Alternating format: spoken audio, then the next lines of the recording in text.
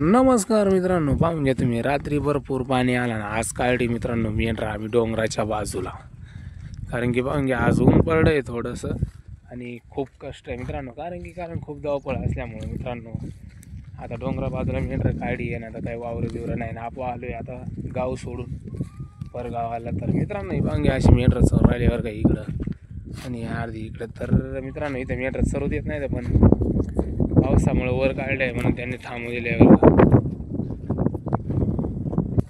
तर ही आता अशी मस्त मेंढरं गरक पडली आहे आणि गदारा बी खूप केला आहे मित्रांनो. कारण की आज किती पाऊस पडतो किती नाही, वांगे खूप गदारा केला आहे. आणि असं वातावरणावर का आपल्याकडे बघा. आणि वर डोंगरावर मेंढरं आणलेली, तर ती मागे एक टोळचं राहिले हे अशा थांब राहिल्यावर काय बघा. कारण की मित्रांनो आम्ही जसं गावावरून निघलो तसं पाणी चालू झालं आहे. तर खूप कठीण परिस्थिती बरं का आपली. हे बघा हे असं चाललं आहे. आणि इकडे हे बघा किती रान गज भरलं आहे आणि इकडं वाड्याचा पत्ता नाही मित्रांनो. असं चाललं आहे आपलं जीवन. तर मित्रांनो गडीवर बसलं म्हणजे काही हे अशी मागाणी मेंढरं खूप गरक पडत आहे मित्रांनो. कारण की का 2-3 रोजापासून अशी मेंढरं उपाशी येत आहे. कारण की रस्त्याने खूप धावपळ आणि खूप दिवसाबाद मित्रांनो आज ब्लॉग काढायला जमलं आपल्याला. कारण की खूप धावपळ होती आपल्याला. तर मग यायची मेंढरं इकडं थांबून राहिलेत आणि हे बघा.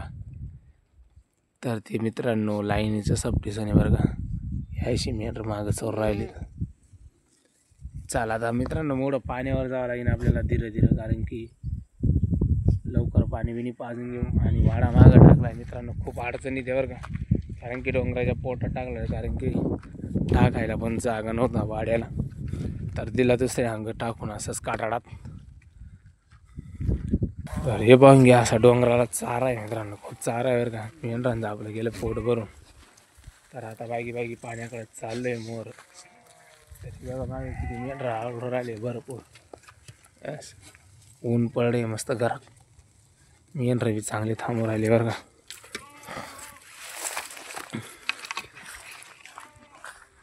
तर मित्रांनो मेंढरं कातरवून गेले म्हणून पाहून घ्या किती चिकण्या कातरल्या आहे. मस्तीने कातरले. हे बघा ही बटी दोन्ही बिटोळे मस्तीने कातरले. आणि ऊन पडून राहिले मित्रांनो म्हणून एवढ्या गोळा होत आहे बरं का. कारण की मेंढरांच्या अंगाला चटका बसतो. हे बघा हे अशी गोळा होऊन चौर राहिले तर आपली.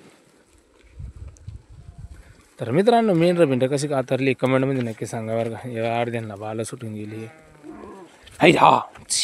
आणि अर्धी चिकणी कातरली अर्धी. कारण की मित्रांनो मग मस्तीचे बी खूप चट्टे लागून जातात बरं का. हे बघा हे अशी मस्त.